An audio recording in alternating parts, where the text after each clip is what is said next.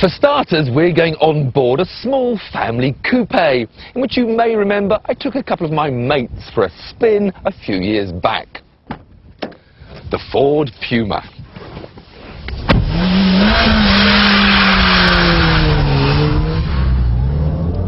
Let's start with the simplest stunt of them all, the handbrake turn.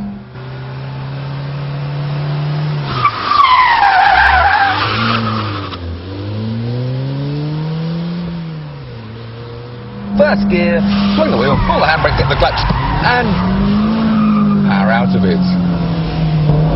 Didn't you quite get that? Swing the wheel, hit the handbrake, get the clutch, and power out of it.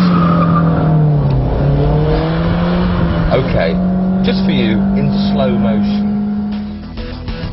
Build up your speed in first gear, swing the wheel over sharply, yank the handbrake, the rear wheels will lock and the back end slides round, dip the clutch to prevent the engine stalling, now release the handbrake. Then it's foot down on the throttle and power out.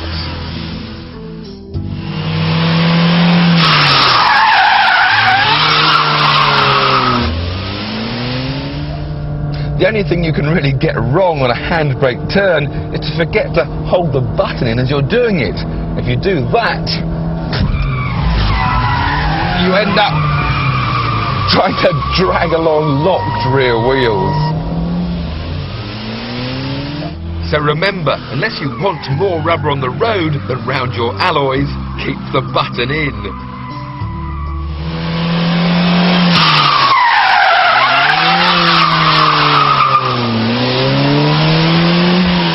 Once you've mastered that, the slightly more difficult version is the 90-degree turn. Because then you need a second gear, nip, catch it, and then back on the power. Let's go through that again. Second gear this time, and as you approach the bend, just nip the handbrake, then release it as you turn in. Catch the slide with opposite lock, and then back on the power to pull the car straight.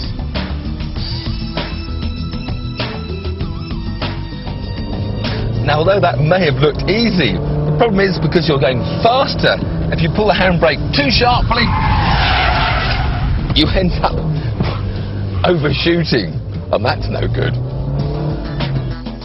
It's simple. Go easy on the handbrake, or you'll end up looking at where you've just come from. Then, if you don't pull it sharp enough,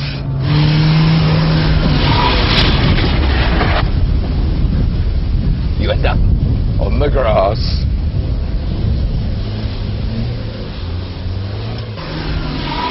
Lots of space to run off if you make a mistake is a must.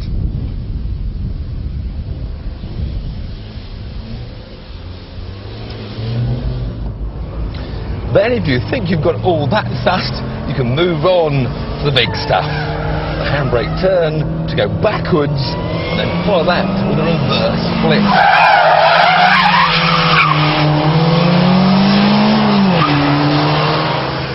So it's first, backwards, right, reverse, bring up the speed, flick, turn, grab first, and away.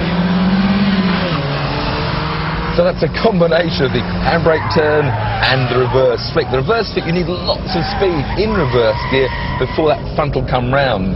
As it comes round, you want to hit the foot brake, get the front wheel swinging back into first gear. It's all go, go, go. Once more. Handbrake, brakes, reverse gear, get up the speed, flick, hit the foot brake, ram first, and declutch.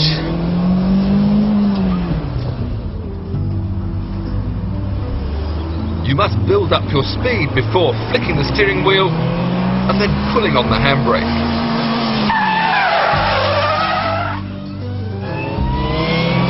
Now grab reverse gear, build up your speed, then flick the wheel back the other way, and as the front swings round, hit the brake pedal to lock the front wheels. Now grab first gear, declutch, and you can power away. The only problem with front-wheel drive, though, is you can't really do power slides.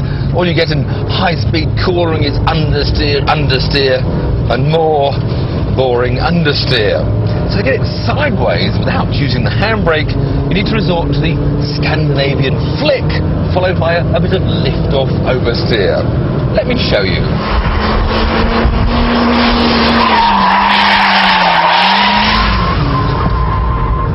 Sort of like that. So we're doing about 65 miles an hour, 70. The thing is, you've got to flick left, then right, let the tail go right out, and then hammer the throttle to bring it straight.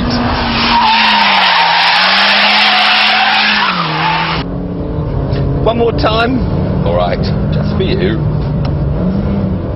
Remember, the whole point of the Scandinavian flick is to unsettle the car, deliberately throw the weight to send it sideways, and then control the slide with opposite lock. In third, turn the wrong way into the corner, then quickly the right way. Let the tail slide out as far as you dare, then hit the throttle to pull the car out of the slide.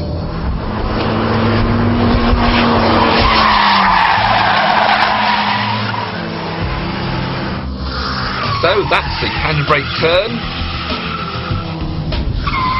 the 90-degree handbrake turn, the handbrake turn followed by reverse flick,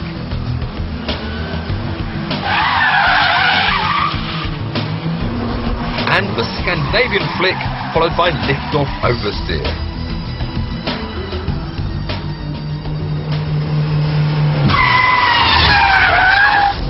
So that's the basics. And now I'd like to introduce someone who's put those manoeuvres together into something of an art form. A former auto test champion whose stunts have graced many a television commercial. Russ Swift.